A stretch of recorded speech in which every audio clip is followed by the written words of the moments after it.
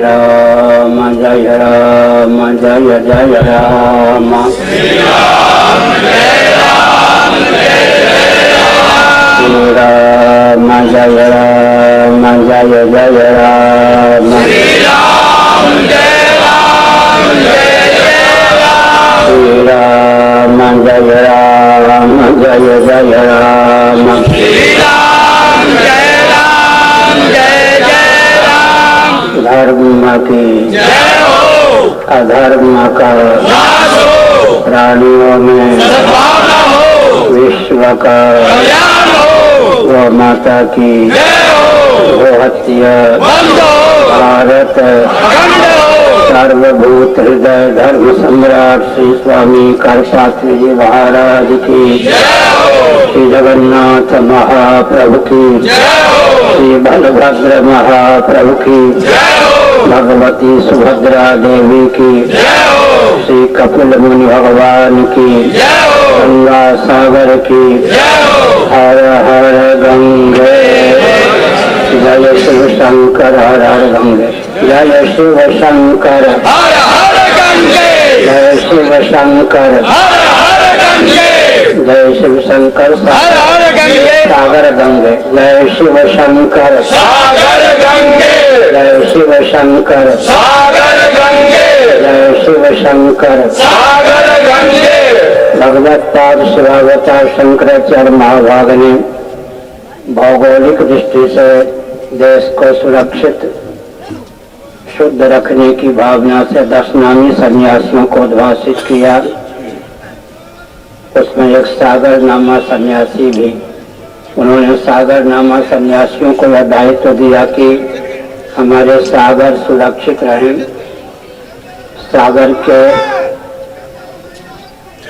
ब्याज से हमारा देश भी सुरक्षित रहे। इसी प्रकार उन्होंने गिरि पर्वत नामा सन्यासियों को उद्भाषित किया। छोटे पर्वत का नाम गिरि, बृहद गिरि का नाम पर्वत होता है। हमारे गिरि सुरक्षित रहें, पर्वत सुरक्षित रहें, गिरिवासी सुरक्षित रहें, पर्वत सुरक्षित रहें। सागर नामा सन्यासी का अर्थ होता है सागर सुरक्षित रहें, सागर के तटवर्ती जितने प्राणी हैं सबके सब सुरक्षित रहें, विधर्मियों का इसमें बोलबाला न हो।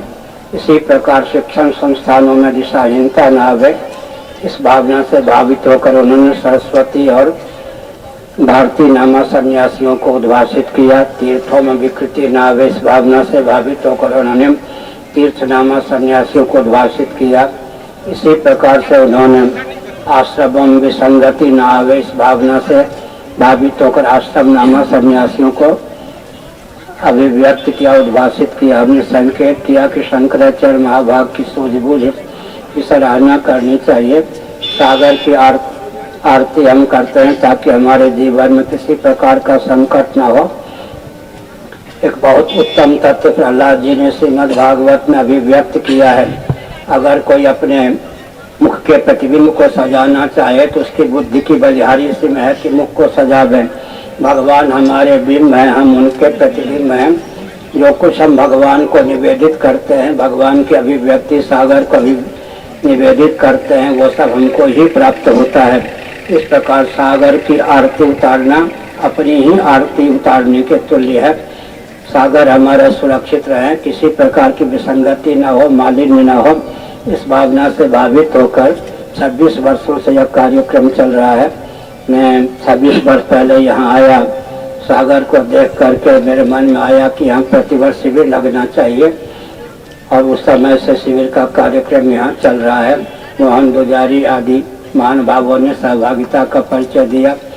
चैनल विभाग, पत्रकार ने सबने सहयोग का वातावरण प्रस्तुत किया है। भले ही कम्युनिस्टों की सरकार उन दिनों थी, लेकिन हमारे कार्यक्रम में उन्होंने भी सहभागिता का ही परिचय दिया है। भगवान कपिल मुनि को प्रणाम। हर हर महादेव। जय शिव शंकर हर हर गंगे जय शिव शंकर हर हर गंगे जय शिव शंकर सागर गंगे जय शिव शंकर सागर गंगे जय शिव शंकर सागर गंगे। जितने सहयोगी हैं उनके बल पर ही हम कुछ कार्यक्रम कर पाते हैं। हम तो दिन रात लिखने पढ़ने में या राष्ट्र के हित में अध्यात्म चिंतन में रमे रहते हैं। नाम हमारा होता है, सारा काम साथ वाले ही करते हैं। हमारे यहाँ किसी प्रकार ईर्ष्या का प्रवेश नहीं है, स्पृहा का प्रवेश नहीं है, हीनता का प्रवेश नहीं है। योग वासिष्ठ में संकेत किया गया कि स्वर्ग में भी कोई दोष है क्या? तो कहा गया कि स्वर्ग में जो बड़े पद पर होते हैं, अपने से उच्च स्थान जिनको प्राप्त होता है, उनके प्रति ईर्ष्या का भाव होता है। बराबर का स्थान मिलता है, उनके प्रति होर या स्पृहा का भाव रहता है। जिनको स्वर्ग में अपनी अपेक्षा निम्न कक्षा मिलती है, उनके प्रति हीनता का भाव होता है।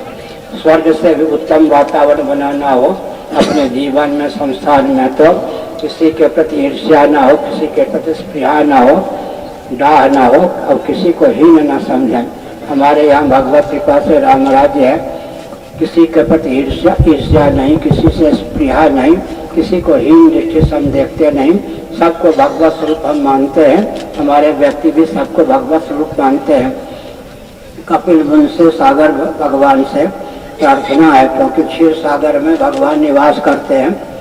क्षीर सागर और क्षार समुद्र का एकत्व है, तो यहाँ भी भगवान निवास ही करते हैं। लक्ष्मी जी का प्रादुर्भाव भी हुआ क्षीर समुद्र से ही, सागर के मंथन से ही अमृत की प्राप्ति हुई। सब मंगलमय जीवन व्यतीत करें, किसी को ताप की प्राप्ति न हो, व्याप्ति न हो।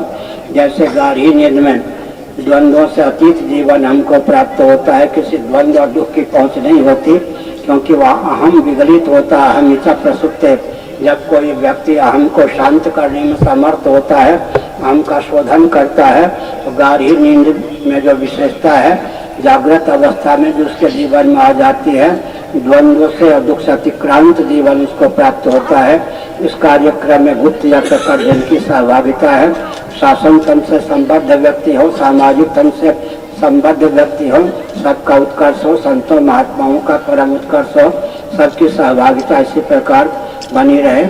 और पत्रकारिता से संबद्ध, चैनल से संबद्ध जो महान भाव हैं, इसी प्रकार अपनत्व का वातावरण प्रस्तुत करते रहें, ऐसी भावना है। हर हर महादेव। नारायण। हो गया। टफकॉन XT 600 HCR TMT रीवा।